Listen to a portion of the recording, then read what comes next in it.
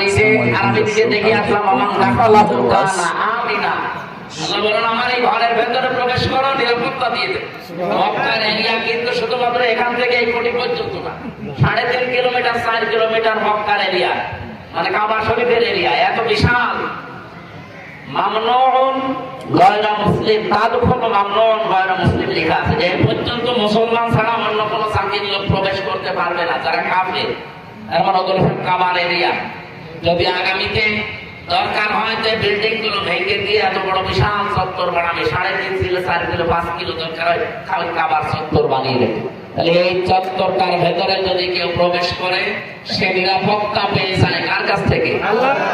আমি নিজে দেখেছি, আপনার বাবা হত্যাকারী, আপনি কাবার এরিয়ার ভেতরে পাবে কিছু বলতে পারবেন না, অথচ আপনার বাবাকে সে মেরে এসেছে। কিছু করার কায়দা নেই ওই এরিয়ার ভেতরে, এমন শান্ত এমন নিরাপত্তা দিয়ে দিয়েছেন আল্লাহ। এবার আমার প্রশ্ন, বাংলাদেশ কি কাবা শরীফ? এই কথা বোঝার চেষ্টা করেন, বাংলাদেশ কি কাবা শরীফ? তাহলে এই 56,000 বর্গ মাইল ঠিক ওই রকম নিরাপত্তার একটা নগরী বানানো দরকার না? অবশ্যই। কেন কাবা শরীফের এরিয়া এই চত্বরটা আল্লাহ নিরাপত্তার চাদর দিয়ে ঢেকে দিয়েছেন কেন? এদিকে তাকান, কি শুনতেছেন আপনি? আমি কোরআন সরাসরি বলছি, সূরা আলে ইমরান, ওমান দাখালাহু কানা আমিনা, এখানে প্রবেশ করো, নিরাপত্তা দিয়ে দেব।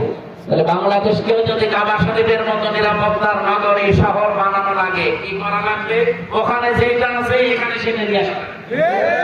কি আছে?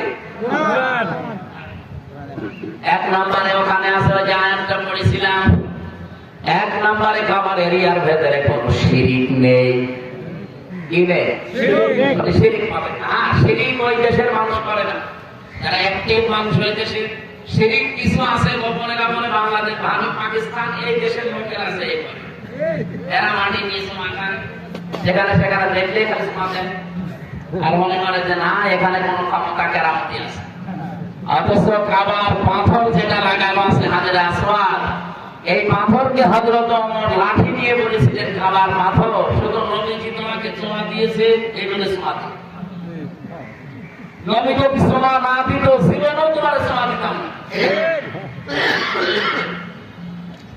আমি জানি তুমি আমার ভালো করতে পারো না, মন্দ করতে পারো না। কোন পাথরকে বলছে বলেন তো? ওই পাথরটা জান্নাতে হযরত আদম আলাইহিস সালাম নিয়ে এসেছিলেন, এত বড় দামি পাথর। সেই পাথরকে হযরত ওমর যদি কথা বলতে পারে যে তুমি আমার ভালো করতে পারো না, মন্দ করতে পারো না, শুধু নবী কি সুমা দিয়েছে এই কারণে সুমা দেয়, নবী সুমা না দিলে আমি জীবনও সুমা দিতাম না। অথচ বাংলাদেশে এই যে কত পাথর বিক্রি হয়, ভাগ্যের উন্নয়ন। ঢাকায় যে বান্দরবানে লিটন দেওয়ান চিশতি পাথর বিক্রি করে 5 লাখ 7 লাখ টাকা দাম একটা পাথর, হাতে দিলে নাকি 3-4টি বউ কত রক্ষক সেরি যায়। এগুলো সব বানোয়াট, মিথ্যা, ধোঁকাবাজি, প্রতারণা ছাড়া আর কিচ্ছু না। পাথরের কোনো ক্ষমতা আছে?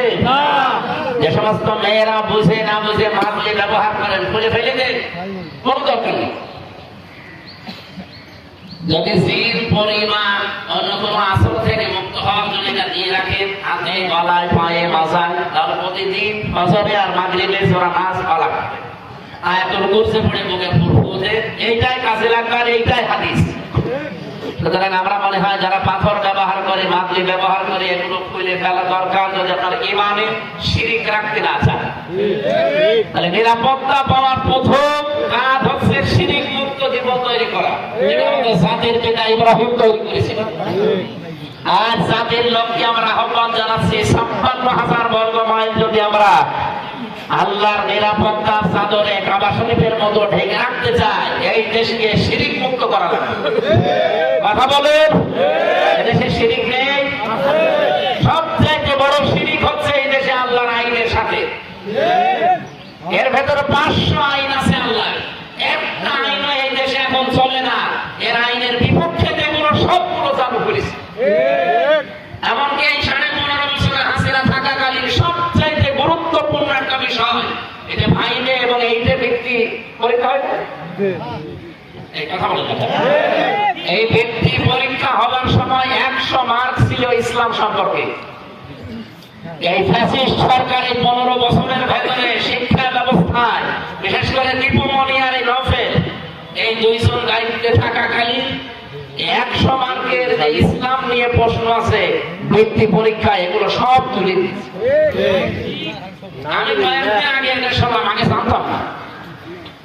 জেলা স্কুলের একজন শ্রদ্ধাভাজন শিক্ষক আমাদের বলছিলেন এই ষড়যন্ত্র হয়েছে, আপনারা যাদেরকে সতর্ক করবেন আবার যেন অন্তত 100 মার্কের কোরআন আর হাদিসের ওই প্রশ্নগুলো ঢোকানো হয়, কারণ এদেশে 92% আমরা মুসলমান। মানুষ তো লেখাপড়ার মাধ্যমে শিখবে নাকি, সেইগুলোই তুলে দিয়েছিল। ওরা সরাসরি বলে না যে এই দেশে ইসলাম থাকবে না, কিন্তু ইসলাম যেন না থাকে সেই ব্যবস্থা সব করা হয়েছিল। একজন বউকে নাকি খুব পিটান, বউ বলছে যেভাবে পিটা আমাকে রাখবা না, কিলের ওজন দেখেছেন, প্রায় 15.5 বছর এইটা করেছি। সরাসরি কিন্তু অনেকে হজ করে আসতো দেখতাম, এখন আবার অনেকেই নতুন ভাবে ওই রকম কাজ কারবার হাতে অলরেডি নিয়েছে। কালকে আমি কুষ্টিয়াতে এক অনুষ্ঠানে ছিলাম, এক লোক বছর হলো আগেই ভাবছিলাম কারণ আচ্ছা এ যা আরম্ভ হয়েছে এ পাথর থাকে না। এক লোক চোর ছিল, এমন চোর কাফন চোর, কাফন চুরি করতো, শুধু মানুষ মরে গেলেই ওই কবর থেকে কাফন চুরি করে বিক্রি করে। চিন্তা করছে আমার নামই তো কাফন চোর।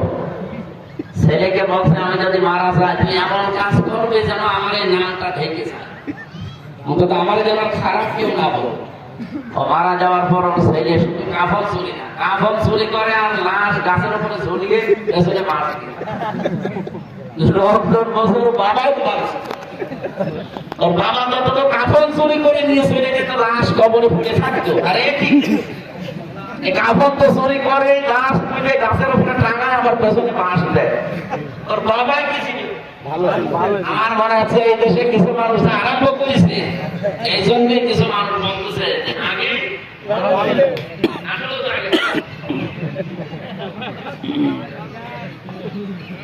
আগে তো অন্তত পাথর দিয়ে মানুষ এভাবে মারা দেখি নাই, লোক বলবে দিয়ে দেখেছি, পাথর দিয়ে দেখেছি